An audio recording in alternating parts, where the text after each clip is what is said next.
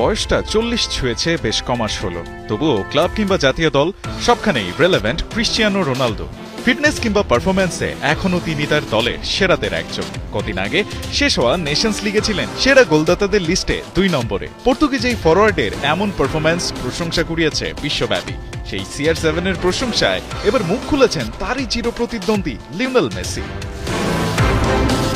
চলমান club world কাপেই Argentine football জাদুকরের মুখোমুখি হওয়ার সুযোগ ছিল রোনালদোর সামনে, কিন্তু আল নাসরেই থেকে যাওয়ায় শেষমেশ আর তা হয়নি। এদিকে ক্লাব ওয়ার্ল্ড কাপে পোর্তোর বিপক্ষে জাদুকরী এক ফ্রি কিকে গোল করে ইন্টার মায়ামির জয়ে অবদান রাখা মেসি ম্যাচ শেষে ডি স্পোর্টসের কাছে জানালেন রোনালদোর জন্য থাকা তার সম্মানের কথা। ক্রিশ্চিয়ানো রোনালদোর প্রতি আমরা অনেক শ্রদ্ধা আর ভালো লাগা আছে।